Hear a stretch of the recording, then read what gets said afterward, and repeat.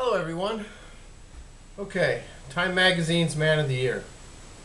I have to say that originally my first knee-jerk reaction was anger.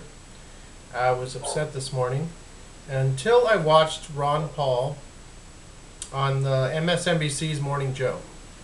Ron Paul said it, I don't think anyone could say it any better. He said Bernanke is the most powerful man in the world right now. He controls the money. Whoever controls the money is in charge. He controls the dollar, which is the Federal Reserve of the world, and he's the most powerful man in the world, arguably more powerful than Barack Obama. So if you're talking about the most influential man of the year, Bernanke's your man. There's nobody more influential than him.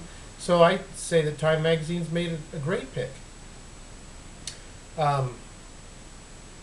You know, the problem with this is I think that most of my life, the Time Magazine's Person of the Year, used to be Man of the Year, has been someone who's done a lot of good.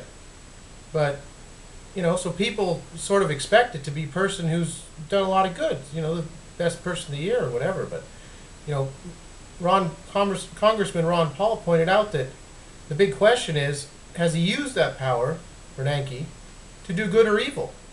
Now, when the Federal Reserve gets audited, if they ever get audited, which they probably won't because they have so much control over everything, but if they're ever audited, which is what Paul's trying to do now in Congress, push a bill to get an audit so we can see what's happening. And Bernanke throws $3 trillion at this problem we had last year, this crisis, and you know, he can just create money in secrecy, and he can just give it to other banks in Europe. He can do whatever he wants. So that's, you know, that's the problem with this, is I just think people just assume, you know, people who aren't paying attention much, they think Federal Reserve is part of the government. They don't know it's no more federal than Federal Express. I mean, just, you know, a lot of people don't care about finances and care about the government. They just figure, you know, Uncle Sam will take care of me some way or another, you know, always has.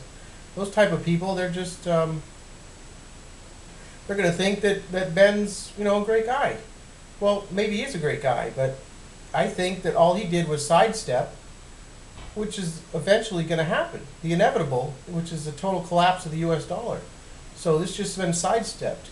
Now, it's going to be a lot worse now if it comes in a few more years than if we would have taken our medicine now and tried to deal with, you know, all this excess inflation that's been created since '71. Oh, that reminds me, 1971, Nixon was Time Magazine's Man of the Year. I mean, he set this whole ball rolling, taking us off the gold standard. You know, in 1938, you had Adolf Hitler was Time Magazine's Man of the Year. 1939 was Joseph Stalin. And 1979 was the Ayatollah Khomeini. So, you know, if you look back at history, those are the most influential men of those times. So I think that Time Magazine made an excellent choice in Ben Bernanke, you know, in retrospect, now after I looked at it. And so, you know, I'm not necessarily going to believe what Time wrote about him, you know, saying how he's a Geithner, like Geithner says he's a hero. Well, I'm sure they wrote the same type of thing. I agree he did save us from some horrible times, but they're not, those aren't times, are still going to come. They're not just gone forever. And things have gotten worse. The money supply has been doubled. Inflation that's been created is unbelievable. So in celebration today, I went out and exchanged some of my Federal Reserve notes and picked me up a little bit of silver coin, some real money. And so here's a silver coin. And this is where you want to be, not in the paper money. Have a good night.